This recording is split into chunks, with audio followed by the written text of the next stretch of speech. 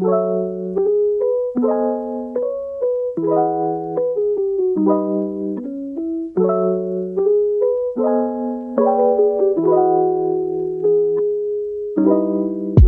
morning and hello everyone. Welcome to Cabra Matters, because Cabra matters to God and to us. I'm Rob. I'm joined by Will, Hien, and Rena. And this week we are looking at Just the Facts, ma'am, and Inside Out. These are two chapters which found quite helpful again. And just a reminder as to why we're going through this book, Tactics. We're going through it because we're trying to help our people be more confident in connecting with people they don't know.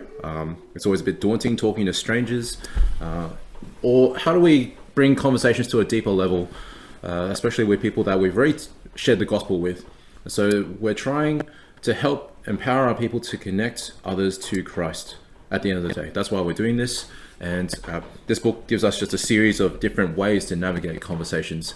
So we hope that if you've been following and tracking along, that it's been helpful for you as it has been for us. And this week we're going to dive into Just the Facts and Inside Out. Now, I thought just as a way to start, we'll just open up by sharing what is it that we liked about this chapter. I can go first. What I liked about it was in the Just the Facts section, it's just a helpful reminder on sometimes when we're dealing with lots of information, or if we're dealing with people who, I guess, have misinformation, this is just a great reminder as to, okay, how do we clarify things? So, for example, in the COVID situation, there's a lot of information out there. What are the facts? Like, there's just a way of kind of clarifying and making things a little bit clearer as to what's actually true, and then from there I can decide what's the kind of wise thing to do. So that was the one thing from that chapter that I appreciated. But over to the rest of us, what were some other kind of things that we appreciated from this chapter? How about we start with you, Will, and then we'll knock it around from there. Yeah, I think with Just the Facts, what I found helpful was that he pointed out that a lot of people, when they have challenges about the Christian faith, it's based off like bad information, or just generalized claims. So like, and he gave some examples, like, there's more violence and wars caused by religion, right? And so religion's bad. And so he's just like, well, if you look at the facts of history, that's not the case. And then, you just quickly Google it and you can see that there's more violence and death caused by, atheistic dictatorships than caused by religion. And there's the numbers out there, and you just provide the numbers. So I find that like kind of helpful, going, okay, if people have challenges against the Christian faith, especially around the resurrection, then you can just go, yeah, like, well, let's talk about the facts, what happened there. So I found that kind of comforting, I guess, knowing that our faith is not like a in the dark leap of faith, but is also based off historical factual information. Yeah, I like the chapter because Greg has a lot of examples that he's already researched, a lot of facts that he's already researched. So just, if anything, if it's like I can go to this as a library of facts. I don't have to research it, but I think it's only thinking about moving forward it's a good start to finding some facts, and then for other facts I can do some more research. So I found that helpful. Yep. Yeah, it's like personally challenging that these are some of the things I have heard about or instinctively know, but I probably can't quote the facts that he does with the preciseness and conciseness, which is helpful. So it was a personal reminder for me to be bold and not shy away from learning those things and having them ready to bring up should you need to. Yeah, and I think like when I was reading the chapter as well, I felt like, because he had two steps, right? Like, he's like, okay, you got to understand their claim, and then if you know the actual facts, then you can defeat their claim, right? So like the example of the more wars in religion, right?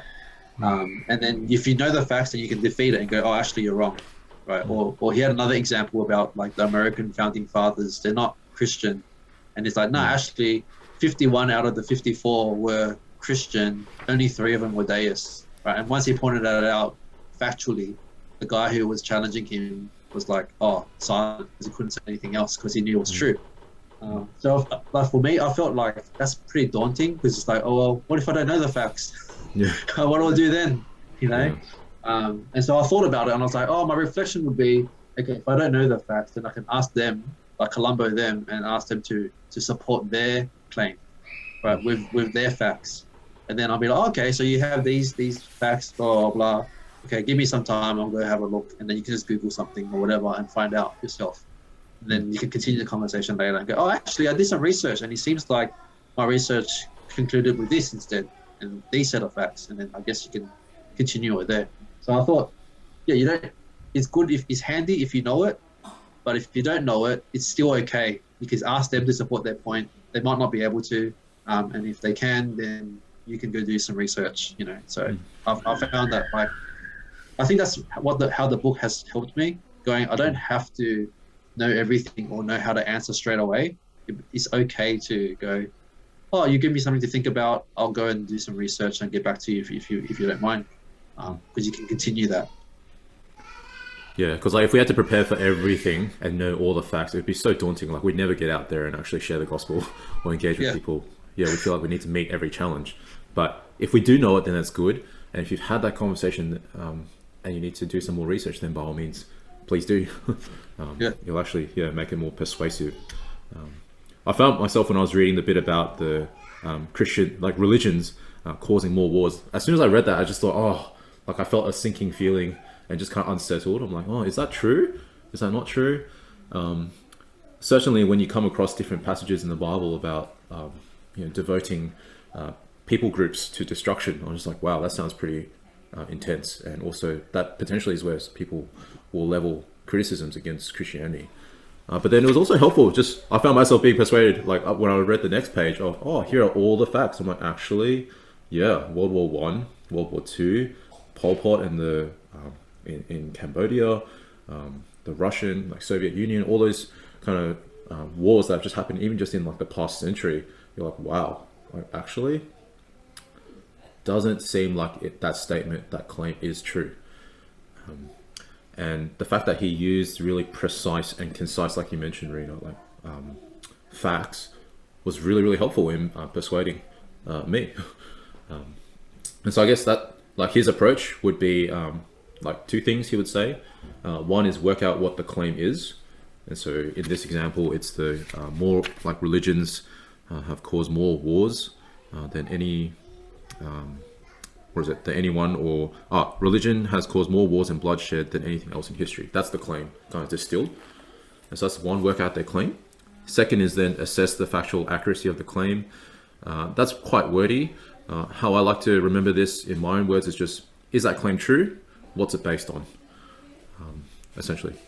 And so, yeah, I guess it'd be hard if the thing to look out for is when someone's talking to us to actually identify what the claim is, listen carefully for that, and then afterwards assess whether it's true. And then if you don't know the answer, you can Columbo them back. If you do know the answer, then you can bring out the facts. I guess the thing I would add to this would just be, it's easy to be, I hate to say it, but to be the jerk that just argues against someone. So I think it takes a bit of wisdom again, relationally.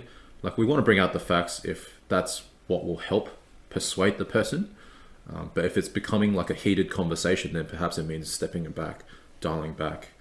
Because if the other person gets angry or if people are upset, then you lose. And sometimes some people aren't even convinced by the facts. They'll be convinced that they have the right facts.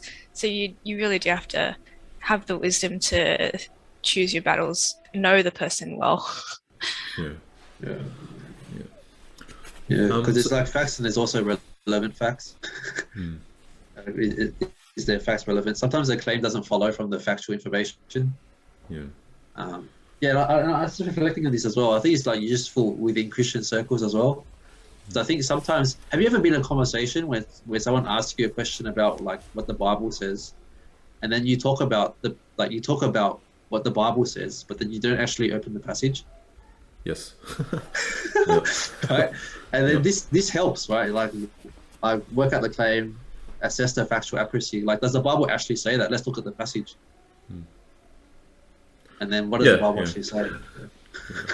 Yeah, because our memories fail us, or sometimes we believe God's word is saying something, but when we actually look at the Bible closely, it's like, oh, our framework actually changes. Yeah. Or it's a powerful witness to like that you actually go into the Bible with them together. But at the same time, wouldn't that be hard with like sort of harder topics that the Bible doesn't talk about? So the immediate one I could think of is dating.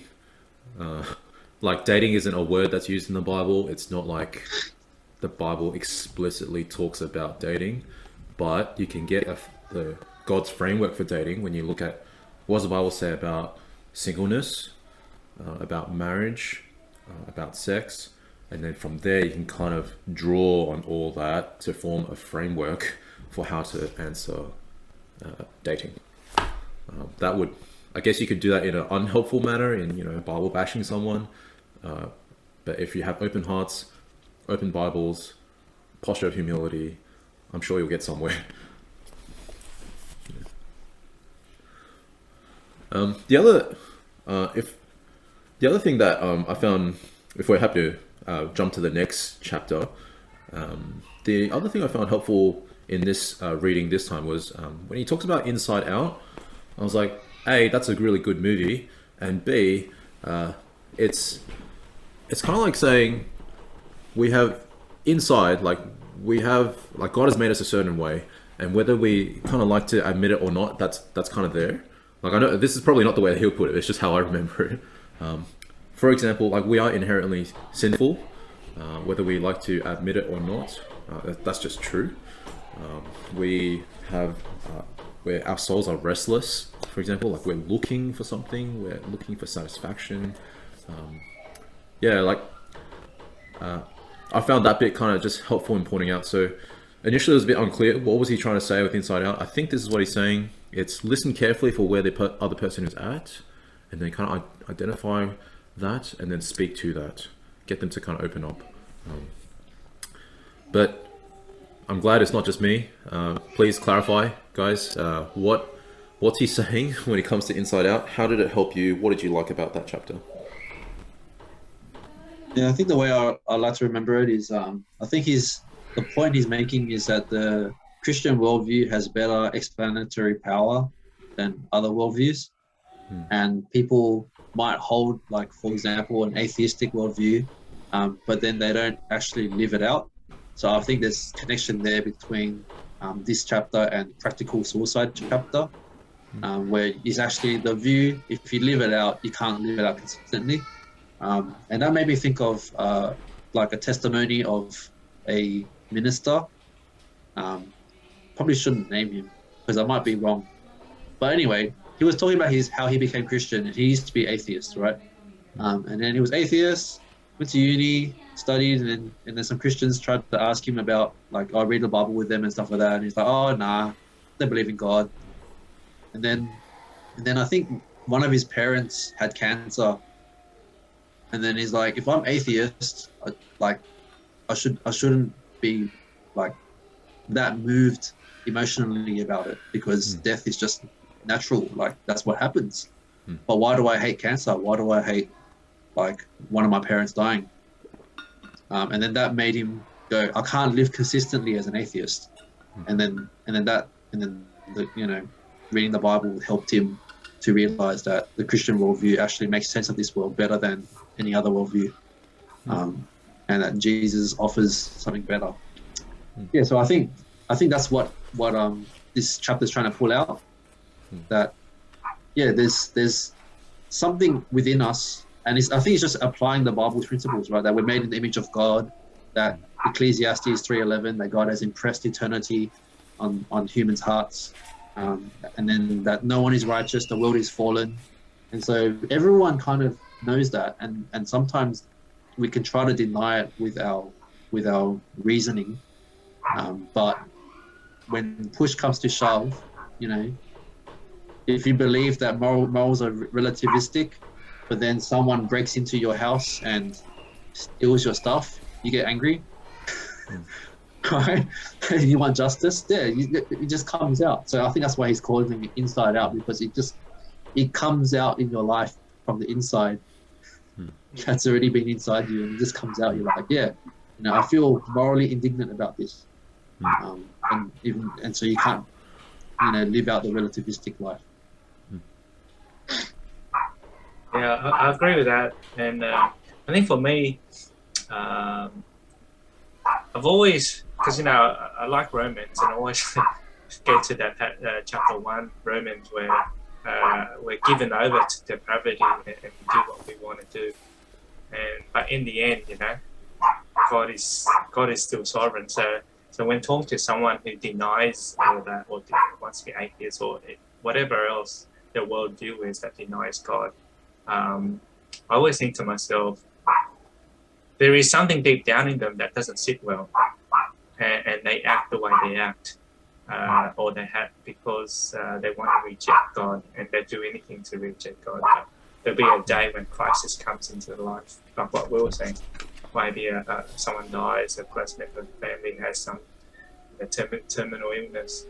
So there will become a day when crisis comes in life, and they'll jump ship, but they'll want to jump ship because they want, and this is not the right thing for them, or this doesn't help them live the way that they're supposed to have ideals of living.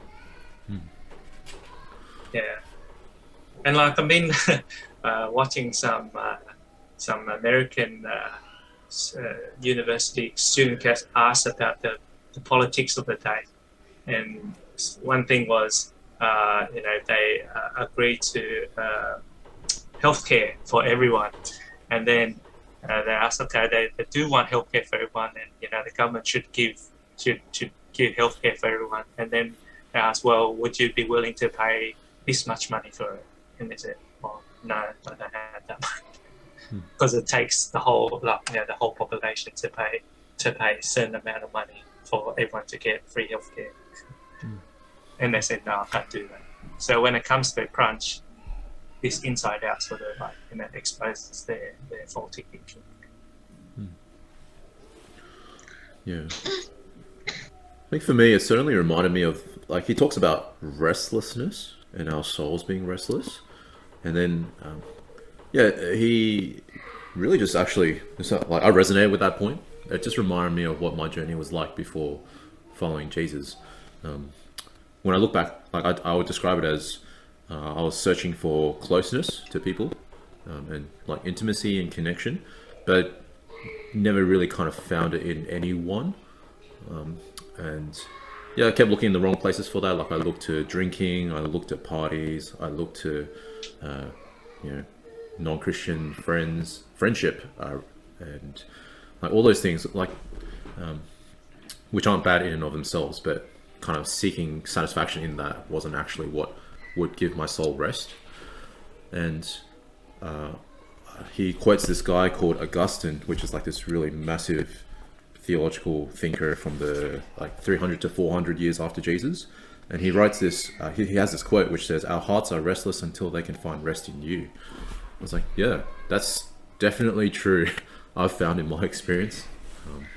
Following Jesus like satisfies my soul. Like, it means like, oh, actually, he's my top priority. It's not like drinking will satisfy me. It's not like having good friends is good, but then at the end of the day, it's not like having good friends will make me feel intimate or close or at peace.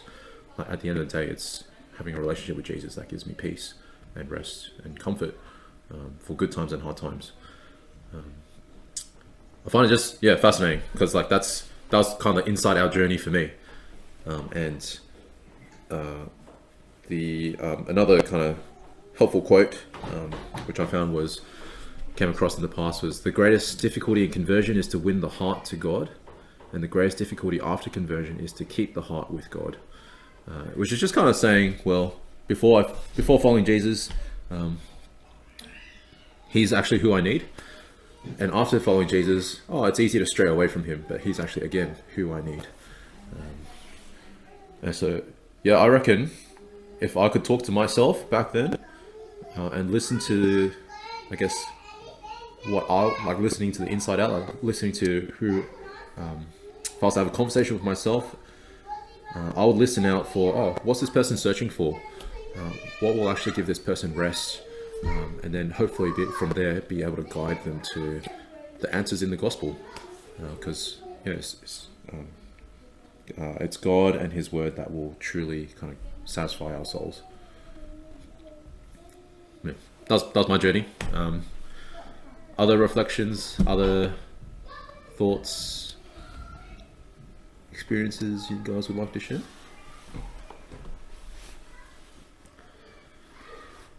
If not, there was just one last thing that I thought it would be good for us to just share briefly.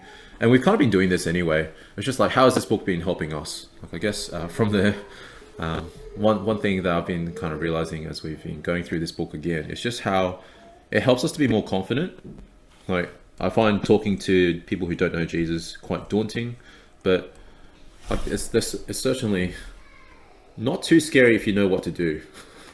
It's not like you go home and kind of plan like a roadmap on your corkboard and like a decision tree. No, like some of this is just, hopefully as we keep practicing it will just become intuitive. If we don't know the answers, we can always Columbo people. If we do know the answers, you can bring out the facts, like, and then hopefully from there you can go somewhere. And again, eventually, hopefully the end point is reading the Bible with someone, so that we're letting God speak through His Word to someone who doesn't know Jesus. So I'm definitely waiting to try this out soon. Lockdown is good and hard. Actually, probably more just hard. Good in some ways. But hopefully as restrictions ease, as we get to get out and about again, as we get to engage with our neighbors, we'll be able to implement and practice these tactics so that we can connect with our neighbors and bring them the good news. Yeah, I think it'd be good to just kind of think about, like reflect and think about the people you're connecting with, and trying to change one of those topics of connections into like a question. But I can't, like, this is really rough at the moment. Like, I was toying around with someone else, brought this up before, and they were like, you could ask a question like, how do you deal with your guilty feelings? Right, because that's just playing on the fact that everyone feels guilty at some point, that they know that they haven't lived up to a particular standard. But how do they deal with it? A lot of people just ignore it, right? So we could talk about that. Or you can go, what do you think would really satisfy you? Right, and that's the restless souls one. Or like, like, do you think this world is fair? Like, what do you think about? What do you make of it? And that's about like the justice thing. Or like, why do you think we should look after this world and this planet?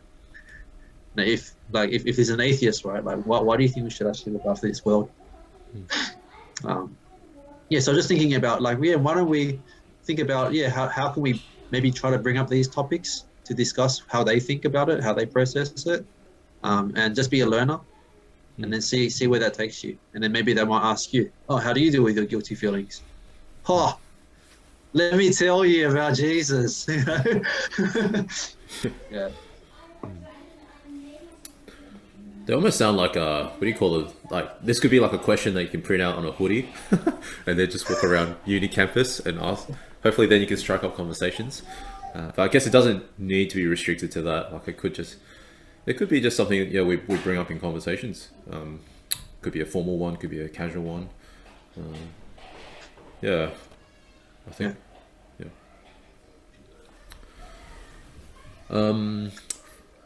Final comments?